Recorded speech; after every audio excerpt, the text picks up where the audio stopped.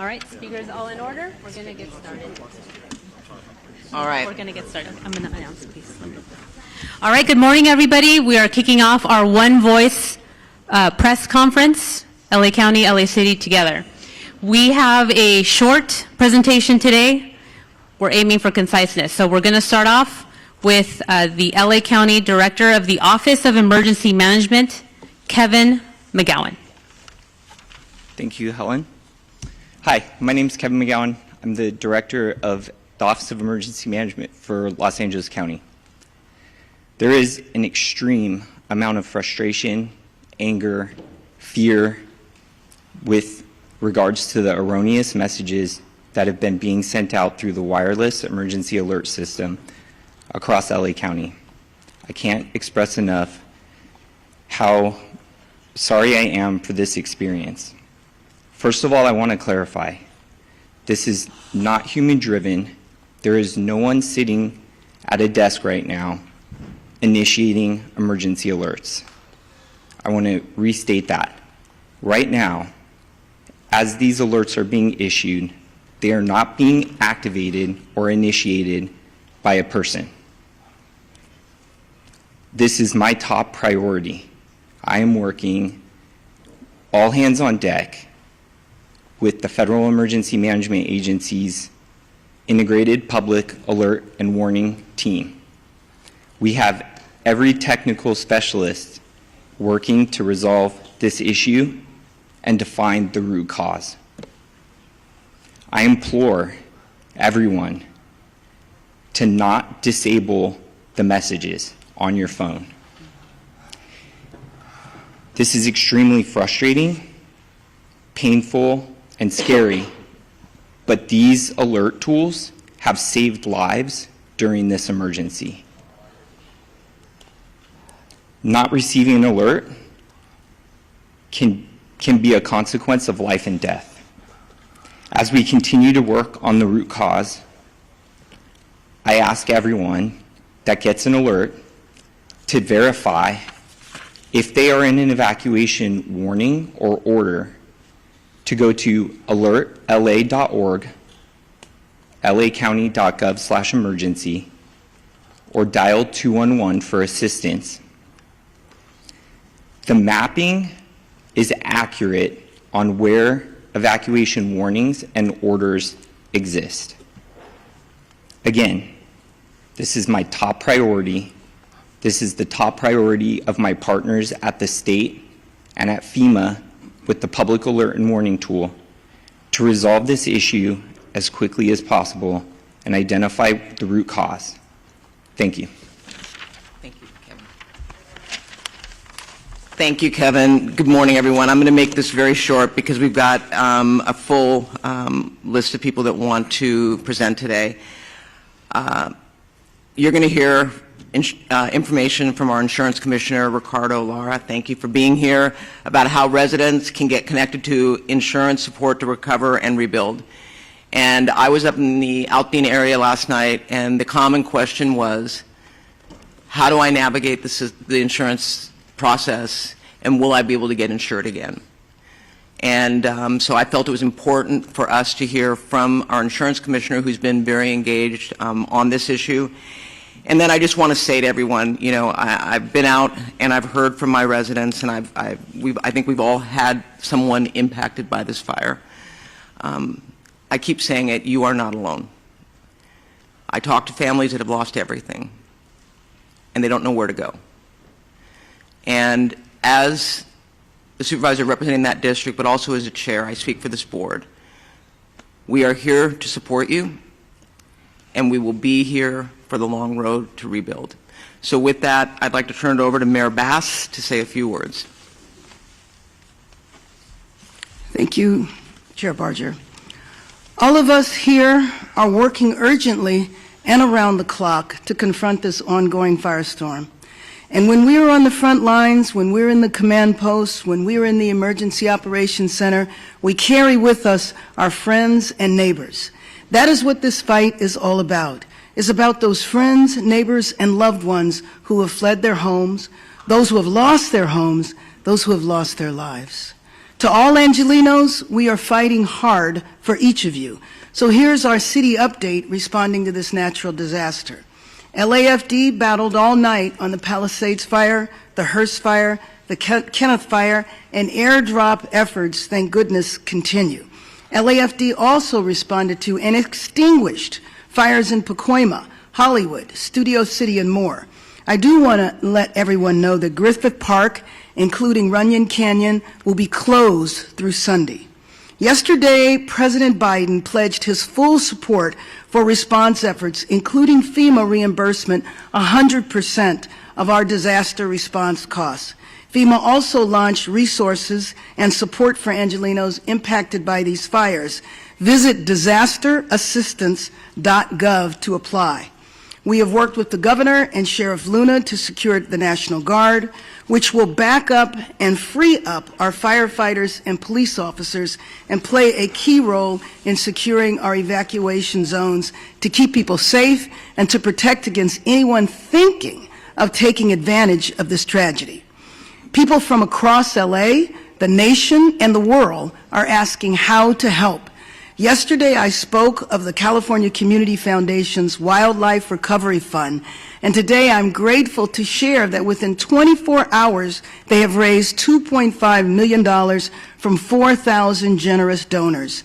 Visit calfund.org.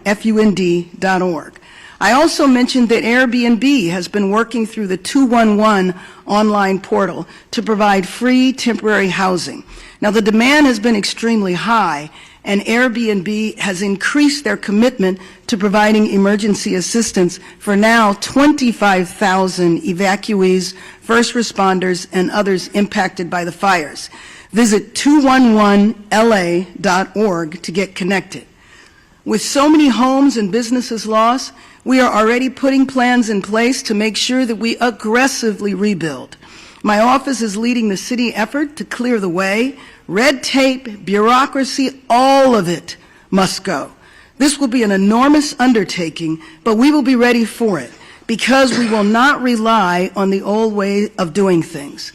For this recovery, we will have, like we have done in other areas, we shake up the system and move forward with new strategies and policies. I don't believe that there is anything that Angelenos cannot do if we stand together. Thank you. Now I'd like to introduce LA County's 3rd District Supervisor, Lindsay Horvath.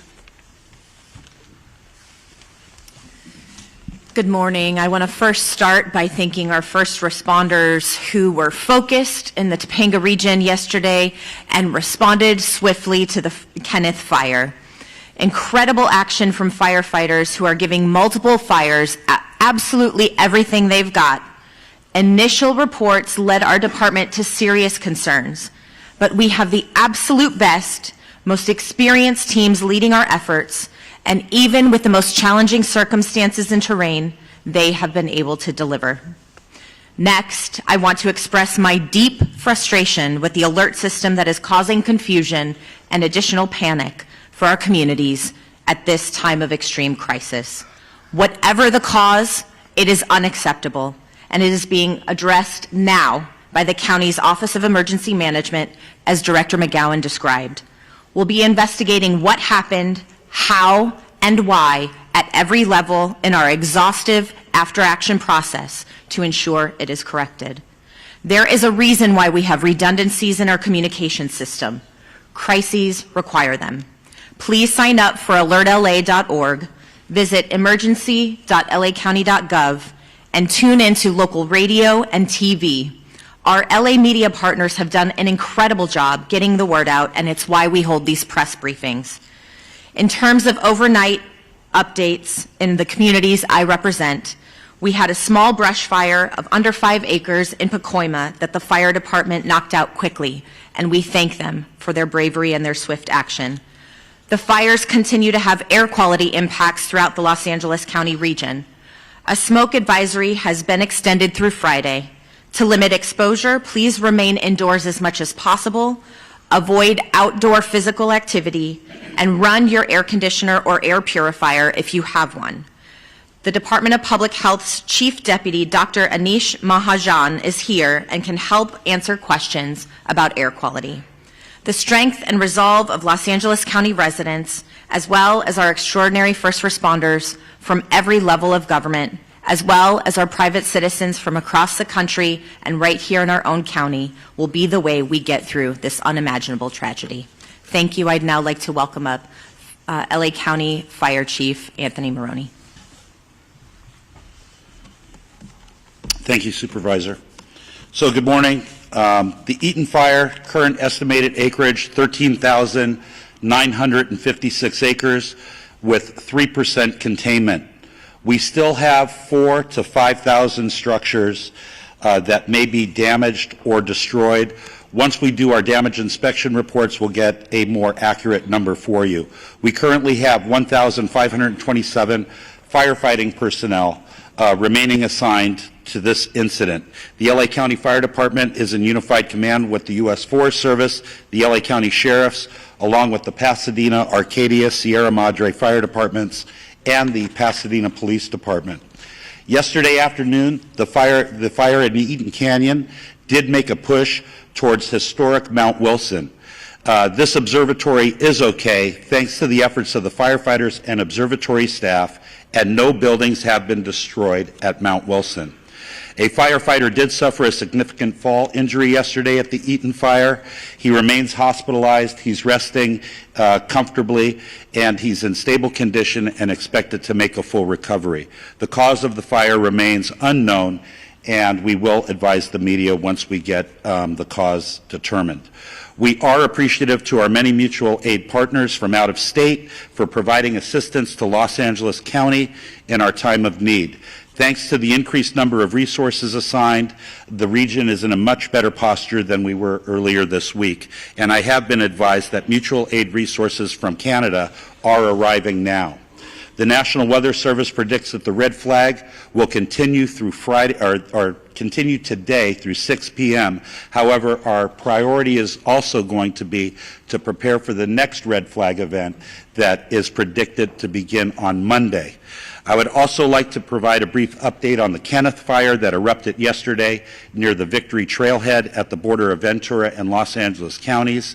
Thanks to the quick action of first responders and aerial assets, the fire has been stopped. It's currently at 1,000 acres. We have 35% containment, and no structures are reported damaged or destroyed. One important topic I want to talk about is that we did have a drone incursion yesterday at the Palisades fire. Unknown exactly what time this small drone hit the wing of our CL-415 Super Scooper aircraft that we currently have on contract from the province of Quebec. The pilots were unaware that they hit the drone. It wasn't until they landed at Van Nuys Airport that the maintenance staff noticed that there was a fist-sized hole in the leading edge of the wing inboard of the landing light. That Super Scooper will be prioritized for repair 24/7. It should be flying Monday. We only have 2 of them. Everyone should know, all of your viewers, flying a drone in the fire traffic area is not only dangerous, but it's illegal. We do have our federal partners behind the scenes are going to be implementing procedures to be able to follow drones in our 2 large fire areas, and they will be able to identify who the operator of that drone is. The most important thing to know is that if you fly a drone at one of these brush fires, all aerial operations will be shut down. And we certainly don't want to have that happen. Before I close, I would like to thank Supervisor Barger and Horvath for their unwavering support and leadership. I would also like to acknowledge the tireless efforts of first responders who continue to place themselves in harm's way to protect our residents and property. Thank you. I would now like to bring up Fire Chief Kristen Crowley of the Los Angeles City Fire Department. Thank you, Chief Maroney. So I'll just be providing a brief update of the overnight operations of our fires. So Palisades fires. This fire was currently tracked at 20,438 acres with 3,000 and 73 personnel assigned. Crews worked very, very hard overnight, strengthening our containment lines and addressing multiple spot fires in and around the Topanga Canyon area. Resources responded to the area included our air assets to aid in the containment efforts. Due to the favorable overnight weather conditions and the diligent, and I'll focus on the diligent work and effort and commitment of our first responders, we can report that the Palisades fire is now 8% contained.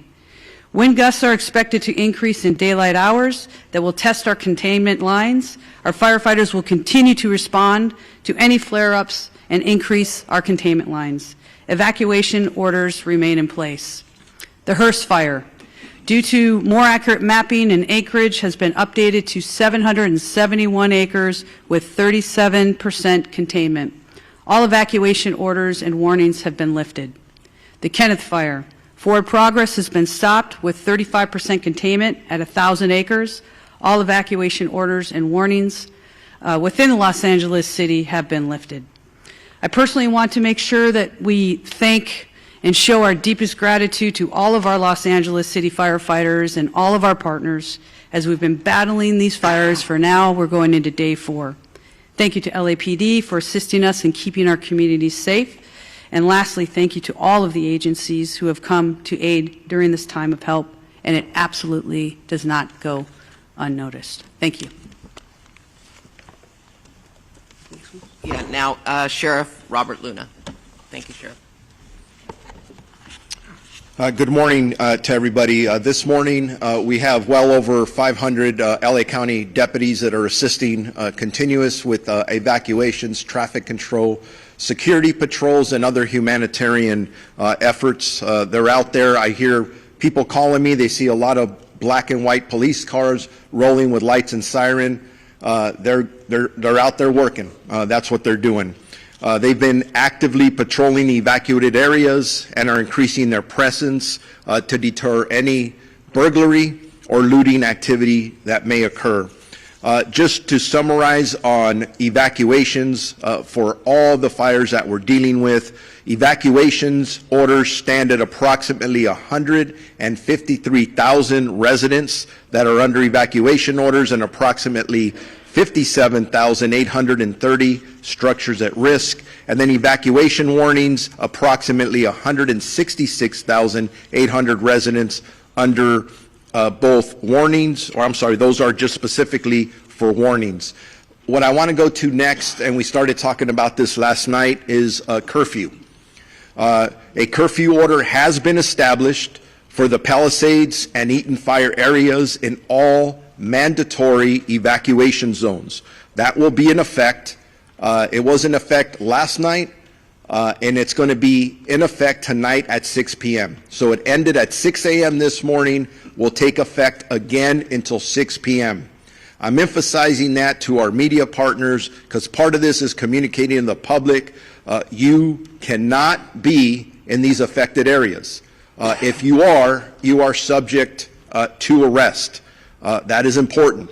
We're not doing this to inconvenience anybody. We're doing it to protect the structures, the houses that people have left because we ordered them to leave, and I want them to feel confident that we are doing everything we can to secure that. This curfew will be strictly enforced and is being taken to enhance public safety, protect property, and prevent any burglaries or looting in the area that the residents have evacuated.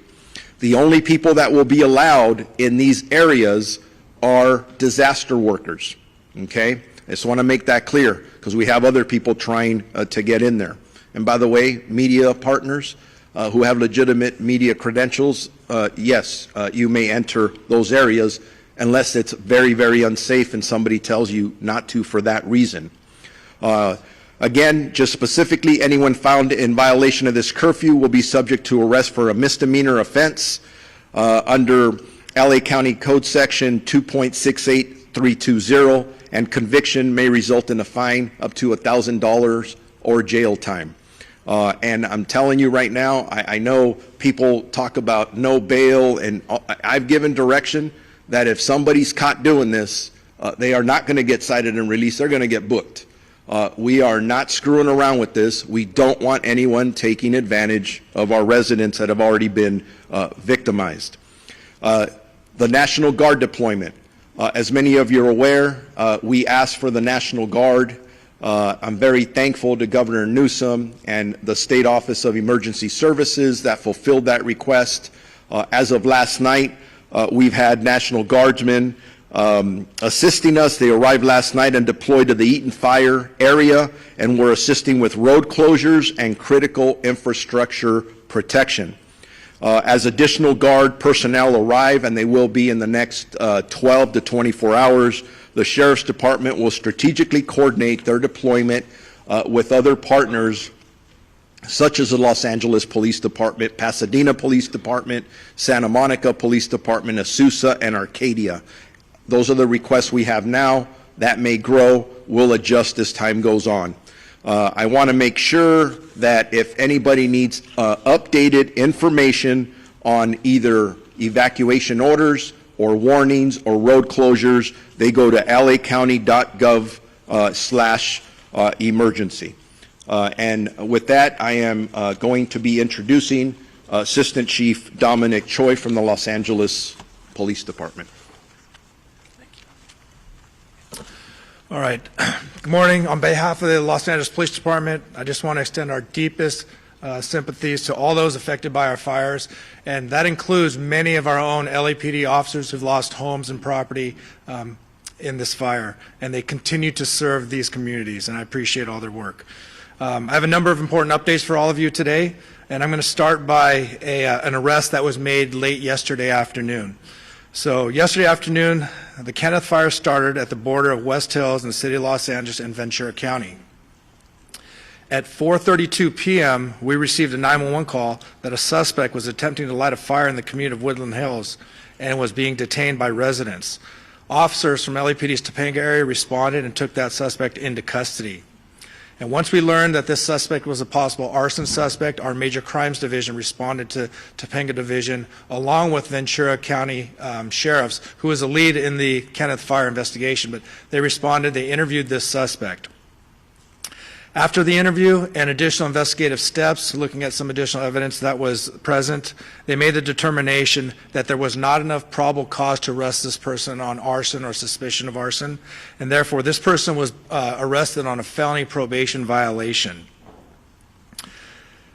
This investigation is ongoing, however, and I'd like to thank those community members that were involved in this and helping us bring this person to our attention, and so we can have an ongoing investigation. The second point I want to talk about is for any of those people looking for loved ones or missing people related specifically to the Palisades fire. Now, the county is also doing this for the Eaton fire, but for the city of Los Angeles, we've stood up a family assistance center. This center is located at Chevy Hills Recreation Center, and it's at 2551 Motor Avenue. It's going to be open today from 10 a.m. to 6 p.m. and tomorrow from 9 a.m. to 5 p.m. We will have 10 officers there ready to receive anyone who needs to report a missing person related to the Palisades fire. We will also have the American Red Cross, the Mayor's Crisis Response Team, the LA County Medical Examiner's Office, and the LA County Department of Mental Health. They will be there to help support, answer questions, and provide information as necessary. Again, I just want to emphasize this is for missing people related to Palisades fire. This is not for any other issues related to the fire. LAPD and our law enforcement partners are actively maintaining law and order in the areas impacted by the fires. We're patrolling these areas to deter criminal activity and to continue to ensure public safety. Today, we're deploying 210 officers in these impacted areas. This deployment includes our partners from LA Port PD and LAWA PD, and I'm thankful for their support. Again, protecting our homes, businesses, and evacuated and vulnerable zones are our priority, and we will continue to ensure that no one takes advantage of these situations. You've heard this message before, but I'm going to say it again because it's so important and so critical. Looting has zero tolerance. Looting or exploiting in the disaster areas will not be tolerated. Anybody caught looting or committing crimes in the affected areas will be arrested and prosecuted to the fullest extent of the law. We'll remain vigilant and patrol these areas and ensure that we can mitigate any activity like this. And again, if you haven't already done so, you will start seeing in the city of Los Angeles the National Guard being deployed at the Palisades fire. Their role is going to be traffic control, managing roadways to ensure access to affected areas is restricted to authorized personnel only. They're going to be manning critical infrastructure security, as well as doing checkpoints and verifying credentials for those for ingress and egress. And lastly, these measures, controlling access, they are necessary. I just want the communities to know they are necessary for public safety and for proper community recovery. They are inconvenience, but it's something that we have to do. Residents are encouraged to call 911 if they see any suspicious activity. Law enforcement, National Guard, and other first responders are here to support this community and ensure their safety in a difficult time.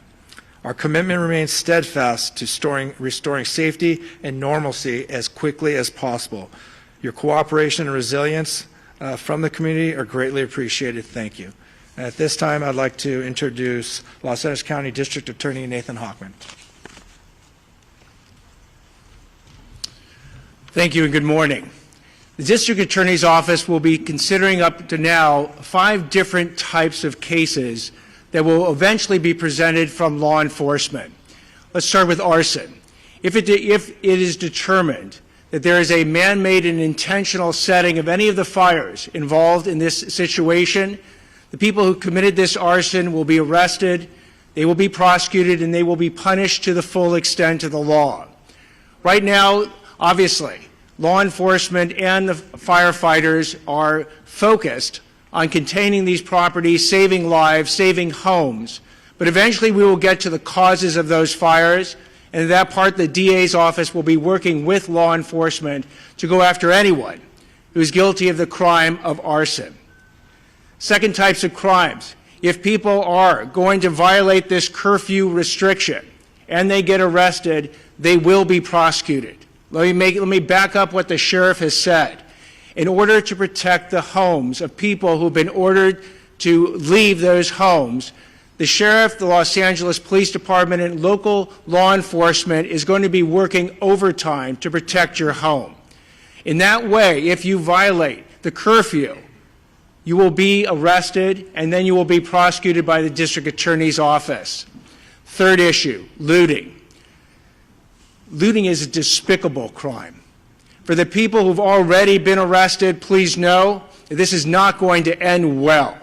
You will be punished to the full extent of the law, and I'm sending this warning message out again. If you want to take and go ahead and take advantage of people who have tragically suffered enormous losses in this county, the district attorney's office, working with law enforcement, will make sure you are arrested, you are prosecuted, and you are maximally punished. Drones.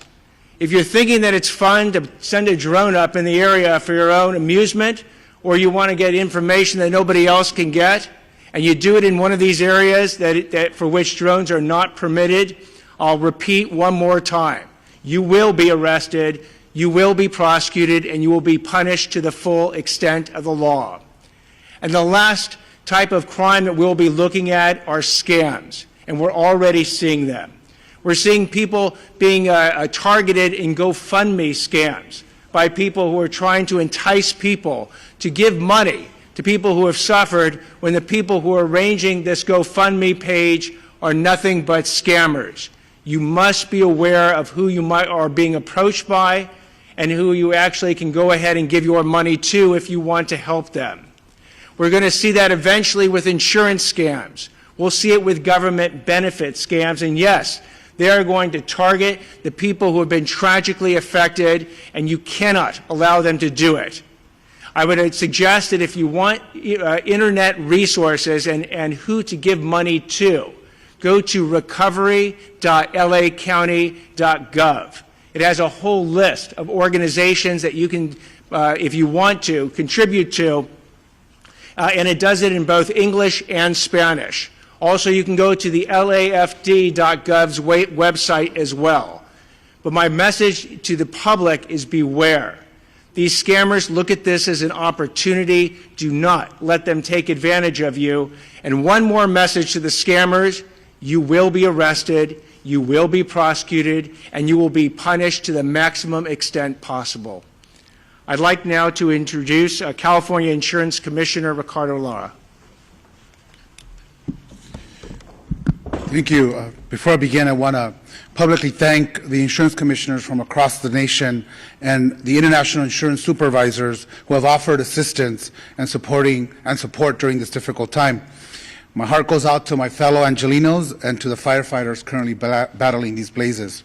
Let me be clear, my top priority is to protect all affected people during this crisis and assist in their insurance recovery. My primary concern at this very moment is to ensure that wildfire survivors receive the insurance benefits to which they are entitled to as soon as possible. I understand that this may be new and the extent of the calamity here in Southern California, and compounded by the insurance and financial stresses that these wildfires have caused. However, at the Department of Insurance, we have been confronting wildfires and other natural disasters throughout our entire state for a very long time, making us, unfortunately, response experts. Now is the time for you to focus on your family and on your health. The last thing you should be worrying about is your insurance. Here's what I've done to protect our wildfire victims to date. I am using my moratorium power to stop all non-renewals and cancellations. Last night, I issued a bulletin to protect homeowners affected by the Palisades and Eaton fires from non-renewals and cancellations by your insurance companies for 1 year, under a moratorium law that I wrote while I was serving in the state Senate. This covers you even if your home wasn't destroyed or damaged in the wildfire. You can visit insurance.ca.gov to look up your zip code if you are near these wildfires and obtain that protection. I'm also calling on insurance companies to suspend any pending non-renewals and cancellations that homeowners received before these fires started. This means that if you've received a non-renewal from your homeowner's insurance between October 9th and January 7th, essentially 90 days, your insurance company should do the right thing and retain you as a valued policyholder. I call upon all property insurance companies to pause these non-renewals and cancellations and provide essential stability for our communities, allowing consumers to focus on what's important at the moment, their safety and recovery.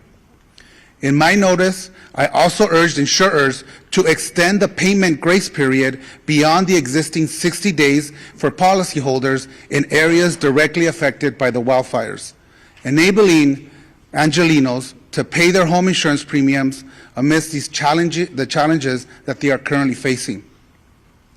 And if your policy was not renewed, or if you don't have coverage, please call us at 1-800-927-4357. We can help you find additional solutions.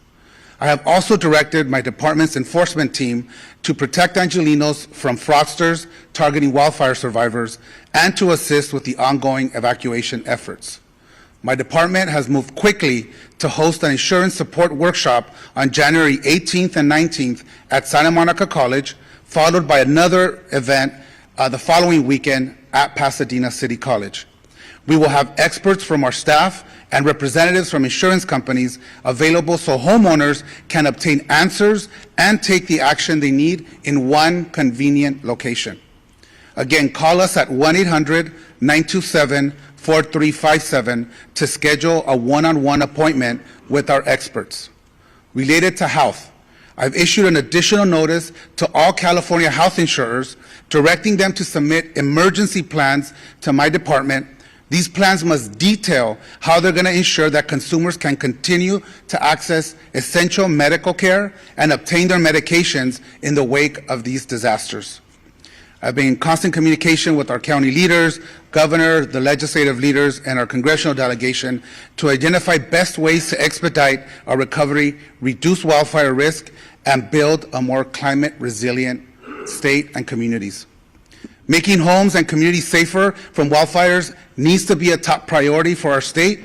Looking forward, I'm going to ask the governor and the state legislature to support my proposal to provide consumers with home hardening grants. We need to put money in people's hands. This measure is critical to protecting homes and improving long-term resilience against wildfire risk. We are also going to be introducing legislation to include businesses in our moratorium law. Businesses are an important consumer of insurance and the financial backbone of many communities, and they also need this vital protection. Newly enacted insurance reforms are now in effect to make insurance rates more stable and predictable. My sustainable insurance strategy mandates that insurance companies expand and maintain coverage in high wildfire areas if they are going to use forward-looking catastrophic models and incorporate the reinsurance cost in the rate making, which my department just finalized in December. Why is this important for our residents? It ensures that Californians in wildfire-prone areas retain access to insurance and brings competition back into the market and ultimately lowering the cost. Without these measures, insurance companies may continue non-renewals, leaving communities at greater risk of underinsurance and total loss of coverage. Even with these devastating wildfires, I want to be clear, I am confident that these reforms will keep us on track to modernizing our insurance market, encourage insurers to return and expand in California, and protect the solvency of our market. We remain the largest insurance market in the nation, fourth in the world. Our goal is to ensure they remain financially solvent and can honor the claim that will stabilize our insurance market in the long run. Now, let me just quickly address issues surrounding the insurer of last resort, which we call the FAIR Plan. It has become clear that reforms are necessary as the coverage maximums have not changed in 30 years. I recognize that for some Californians, the coverage limits, even the ones that we've already implemented, are still very low. Under my strategy, we have also ensured the creation of a stronger, more sustainable FAIR Plan with the long-term financial strategy to withstand the challenging fires we are experiencing today. Let me be clear, once the fires are brought under control, we will get data directly from the insurance industry and the FAIR Plan about claims filed, as we have on all the other fires that may or may not happen. We are focused on maintaining the FAIR Plan's financial health while getting people back to the regular market where they belong. In closing, our actions are focused on ensuring that the insurance companies meet their commitments to the consumers, that Californians are protected, not just in this crisis, but beyond. We are here to help.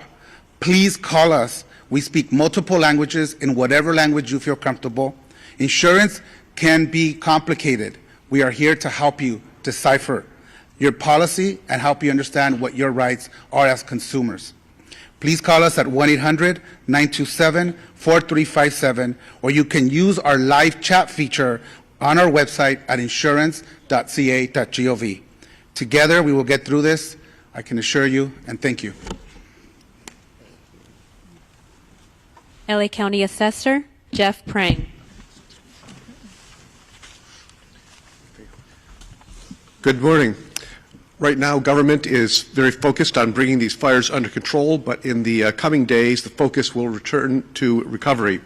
Initial reports suggest that 10,000 properties have been damaged or destroyed, with hundreds more likely to be discovered in the coming days.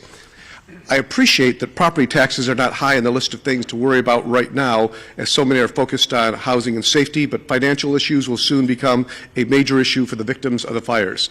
Under California law, if your property, your home or your business has been damaged or destroyed, you may qualify for property tax relief under the Misfortune and Calamity Program. This program allows my office to reduce your assessed value of your property, which is what your taxes are based upon, to reflect the damage. Here are the key details. To qualify, the damage needs to exceed $10,000, and you must file a claim within 12 months. Once filed, we will investigate and verify the claim, determine the cost to cure, and then reduce the assessed value effective the date of the damage occurred. The reduction remains in place until the property is repaired, rebuilt, or undergoes a change in ownership. It does seem clear that we may need legislative help to ensure maximum benefits to victims, and I'm glad some legislators are here today. We look forward to talking to them about about making some of those fixes.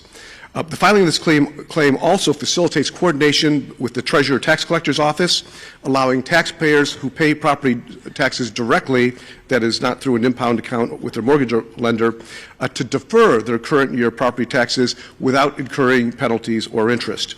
We are working closely with our county partners to identify impacted properties and will assist homeowners and businesses through every step of this process. For all claims, we aim to do that, process them as quickly as possible. Once the tax roll is updated, the auditor controller will recalculate the taxes. If you are due a refund, it will be issued, or if taxes remain owed, an adjusted bill with new due dates will be sent. My staff, who's here, has handouts with a lot of the information, these programs detailed. I did want to also emphasize that you should not pay anybody to access these services. My office provides them all for free, and we can be reached at assessor.lacounty.gov or at 213-974-3211. Thank you. Thank you. U.S. Fire Administrator, Dr. Lori Moore Merrill. Good morning. Thank you. FEMA and the U.S. Fire Administration remains on the ground to support the response and recovery efforts here for these fires. And I just want to have a reminder, as the mayor said, President Biden, through a major disaster declaration, has committed to cover cost associated with these fires at 100% for 180 days. For those who are affected and individual assistance, you can go to disasterassistance.gov, or if you prefer, to call someone, speak to someone directly. It is 1-800-621-3362. Our hearts remain with those who are affected, and certainly with the firefighters who continue the fight on the front lines. Helen, I'll turn it back to you. Closing remarks by Chair Barger. Thank you.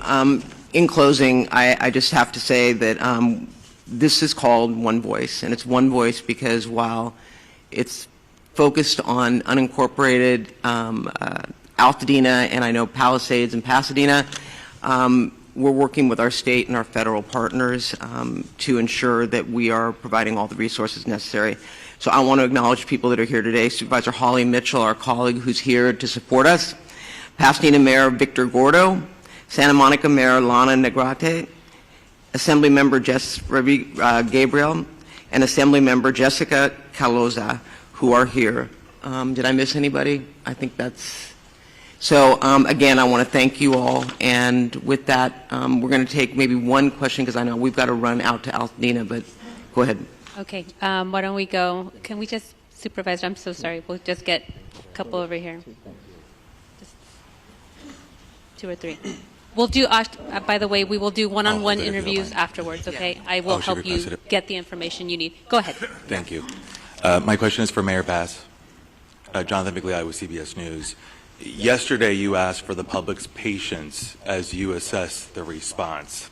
As you well know, then millions of people receive false alarms. It's been acknowledged here in this room that many may now be deactivating their alerts on their phones. I have heard from many people who are ignoring them altogether. We have red flag warnings still in effect.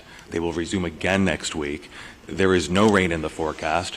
What are you doing at this point to earn back people's trust and to make sure these mistakes don't happen again? Well, first of all, I think that was addressed at the beginning of the press conference by Kevin McGowan. I would like that from you. I don't, you're the top official here. So let me just be clear. I am going to spend every moment that I can making sure that I am in as many areas as possible, meeting and talking to residents to see what is needed in the recovery. But I also mentioned that we're moving into recovery mode at the same time, meaning that we want to see the city rebuilt. We want to see Los Angeles come together. Let me finish. We want to see Los Angeles come together. You have millions of people here who get these alerts. They are ignoring them. You still have red flag warnings in effect. There is a real threat here. What is your message to your constituents who are losing faith? You started this entire... I want the residents of Los Angeles region to have faith in what we are doing 24 hours a day. I can say on behalf of our first responders, from the fire department, the police department. We are doing everything we can to bring the situation under control, and success has been reported. We know that we're going to have a possible increase in the force of the winds at the beginning of next week, and getting Los Angeles prepared, doing everything we can to save lives. That is our number one job, to protect people's homes, to protect people's businesses, and to prepare to rebuild Los Angeles in a much better way. We're going to stand united, we're going to stand together, and we are not going to allow politics to interfere, and we're not going to allow people to divide us for political gain. Thank you. Thank you, Mayor Bass. One over here. Bob DeCastro from Good Day LA, Fox 11. Just to follow up on that, because even after yesterday that errant message was sent out to Los Angeles County, some 10 million people, overnight, people were still receiving many messages, and we were even fielding calls from our own newsroom from people as far as San Bernardino that were receiving calls. You have no idea why people are getting these alerts and being startled in the middle of the night when they're already on edge in the Inland Empire. Why has that happened? You have no idea. And you also ask that people verify and get onto a website. Not everybody has the ability to jump on a website when they're panicked to try and figure out whether or not this is an actual alert. Thank you, and I appreciate the thoughts you're sharing and the question. I would take a second to explain how the alert system works.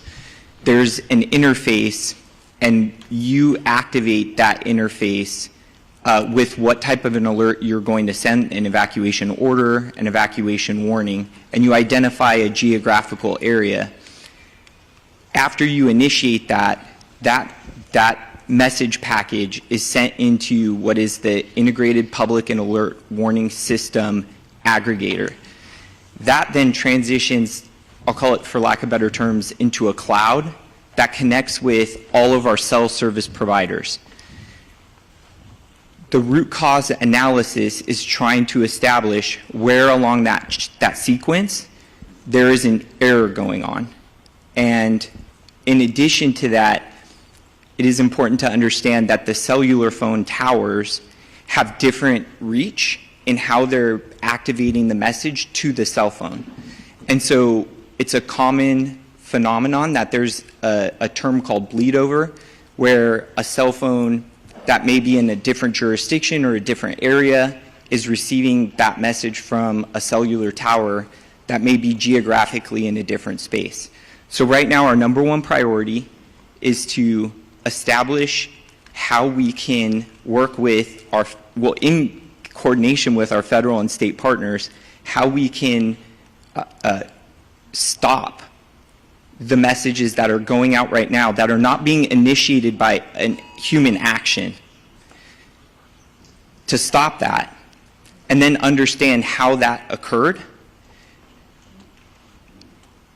so that the tool can still be used for what was identified as like a critical fire weather that we're still in experiencing and will continue to experience. So can I just follow up on that? The bottom line is we are going to drill down, because I too got the alert. I got 2 alerts, and then I got an alert telling me to disregard the alerts. And, you know, as someone who has communities that are on edge, that are lined up, and I'm sure Mayor Gordo has the same situation going on as well, they're on pins and needles thinking that they're next.